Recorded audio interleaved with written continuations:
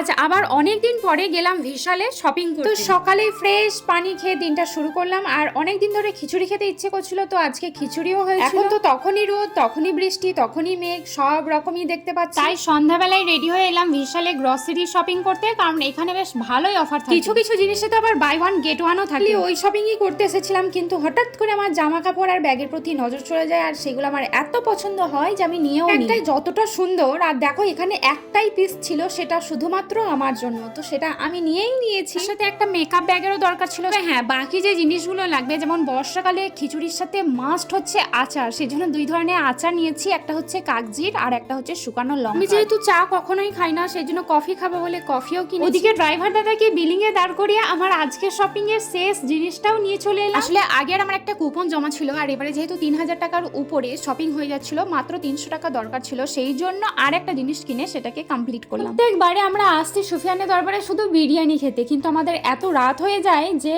বিরিয়ানিটা আর পাই না। এই জন্য ওই পরোটা চিকেন দিয়ে ডিনারটা কমপ্লিট করলাম, কিন্তু আমার ইচ্ছা ছিল বিরিয়ানি খাওয়ার। সেদিন যেহেতু মজিটো নিয়েছিলাম, তো আজকে ভাবলাম মশলা কোল্ড ড্রিঙ্কসটা একবার ট্রাই করি। যদিও মশলা কোল্ড ড্রিঙ্কস আমার অতটা ভালো লাগেনি, মজিটোটা বেশি ভালো ছিল। শুধু গাছ দিয়ে সাজানো বলে আমার এত ভালো লাগে।